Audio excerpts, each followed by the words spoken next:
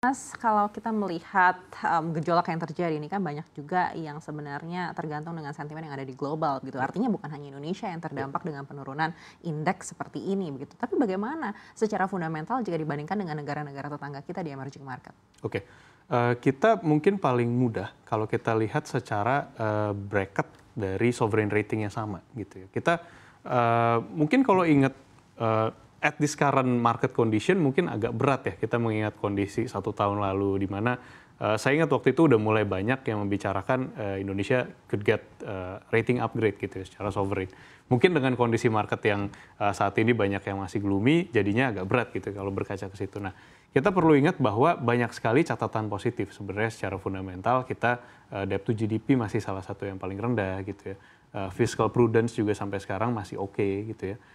Kemudian, consumer base kita itu strong sampai sekarang, jadi masih banyak sebenarnya, istilahnya potensi-potensi Indonesia yang, investor itu bisa rely upon gitu ya. Jadi, saat ini memang, saya sangat setuju bahwa bukan cuma di Indonesia, kita mungkin salah satu yang terdampak, cukup berat gitu ya dibandingkan dengan yang lain sekarang.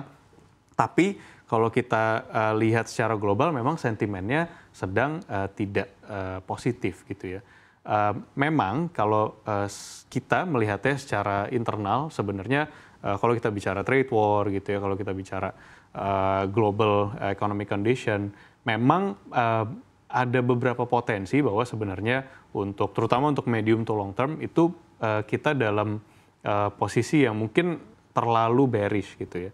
Ada potensi di mana, sekarang mungkin mulai kelihatan gitu ya, oke, Trump dengan kebijakan trade war-nya, dia cukup agresif, tapi ada beberapa poin di mana dia menunda untuk pemberlakuan atau misalnya seperti kemarin gitu ya, untuk, tarif ke Kanada nggak jadi double misalnya itu, eee, ada indikasi gitu ya, ada indikasi bahwa sebenarnya, saat ini mungkin kalau kita bicara ini lebih banyak masalah fundamental atau lebih banyak masalah noise, mungkin lebih banyak noise-nya gitu ya.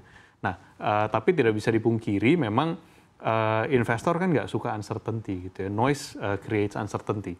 Ini yang istilahnya udah mungkin 5 tahun terakhir dari zaman Covid, eee, bahkan kalau kita ingat ke Covid karena baru, kelima ini ya, tahun kelima kemarin, eee, bahkan di saat investor sudah tahu bottom-nya di mana, itu justru market recover. Biasanya market kan duluan gitu ya. Nah, sekarang kita masih dalam periode di mana uncertainty-nya itu masih, banyak disebabkan oleh noise sehingga, investor masih mencoba berhitung gitu. Ini kira-kira, bottom-nya ada di mana, kemudian apakah kita perlu merevisi outlook seperti apa ke depannya, apakah valuasi dari, perusahaan ABC atau sektor ABC itu apakah saat ini memang benar masih, murah gitu ya, sehingga tadi sih kita memang, saat ini, perlu endure gitu ya walaupun tetap sih, kita, thankfully buat Indonesia menurut saya tadi masih cukup banyak instrumen-instrumen lain yang kita bisa, jadikan alternatif. Baik, kalau di emerging market sendiri siapa sih kompetitor terbesar kita yang mungkin menjadi pertimbangan terbesar investor global untuk mengalihkan dananya?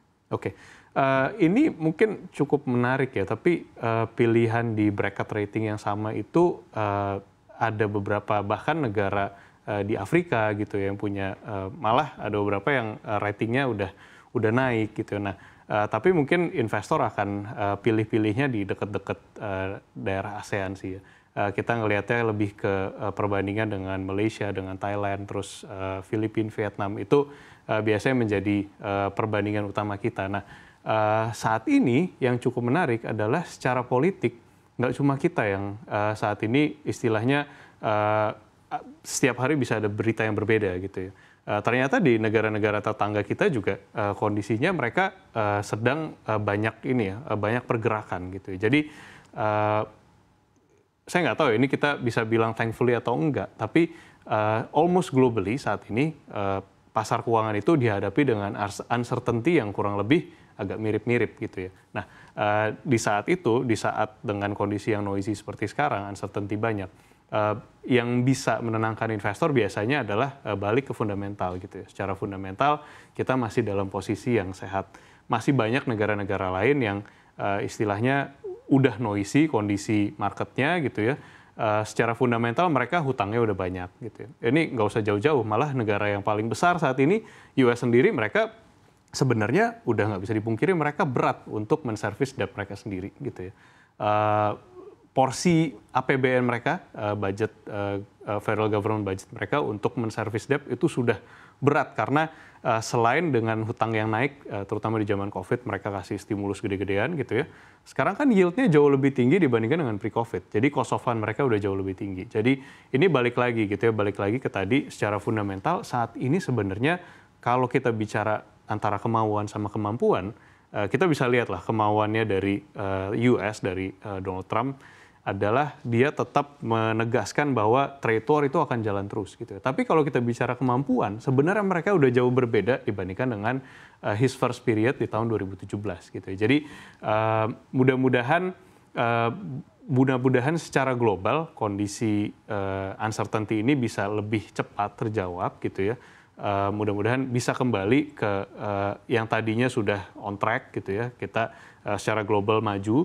Nah, tapi memang nggak bisa cepat ya untuk kondisi tersebut, kita nggak bisa istilahnya muluk-muluk, mudah-mudahan bisa cepat, itu mungkin agak terlalu tinggi harapannya, kita harus tetap stay realistic, jadi kita masih dalam posisi yang enduring ya. Seperti apa ini akhirnya mempengaruhi strategi rebalancing portfolio di Sukor Asset Management? Oke, saat ini memang kita dalam posisi yang cukup defensif untuk beberapa aset kelas gitu ya. Namun kita tetap meyakini bahwa untuk potensi sesuai dengan investment horizon dari masing-masing kelas aset itu sebenarnya masih menarik. Bahkan untuk saham mungkin kita melihatnya untuk untuk long term itu dalam posisi yang istilahnya sudah sangat menarik. Memang perlu didalami lagi gitu ya. Terkadang kita masih sebagai investor, oke, ini untuk 5 tahun atau malah mungkin untuk 10 tahun, tapi kalau kita lihat penurunan 1 bulan lumayan dalam, agak panik gitu. Itu yang perlu kita dalami lagi. Ini adalah timing yang tepat gitu ya, untuk mereview hal tersebut. Tapi kalau untuk instrumen-instrumen lain, kita dalam posisi yang mulai ada perubahan sedikit defensif gitu ya. Kita sedikit demi sedikit mulai flight to quality again gitu ya, secara durasi. Untuk obligasi juga ada sedikit penurunan durasi, namun kedepannya kita lihat dalam waktu dekat mungkin kita akan kembali meningkatkan durasi karena hopefully kondisi yang noisy ini tidak akan berlangsung terlalu lama, apalagi mengingat fundamental kita yang masih baik ya. Baik, bagaimana dengan sektornya sendiri? Apakah ada sektor-sektor yang masih menjadi pilihan saat ini? Oke. Saat ini mungkin mengingat kita adalah fundamental investors gitu, kita masih tetap sticking to banking, apalagi dengan valuasi yang lebih murah lagi seperti sekarang, dengan dividend yield yang sangat tinggi, jauh lebih tinggi dari even kalau kita bicara mungkin SBN atau misalnya obligasi dari perusahaan itu sendiri gitu. Itu saat ini too cheap to ignore gitu ya. Kalau kita lihat memang mungkin masih ada potensi volatility dalam waktu dekat, tapi tadi sekali lagi upside-nya itu terlalu besar untuk kita tidak optimalkan.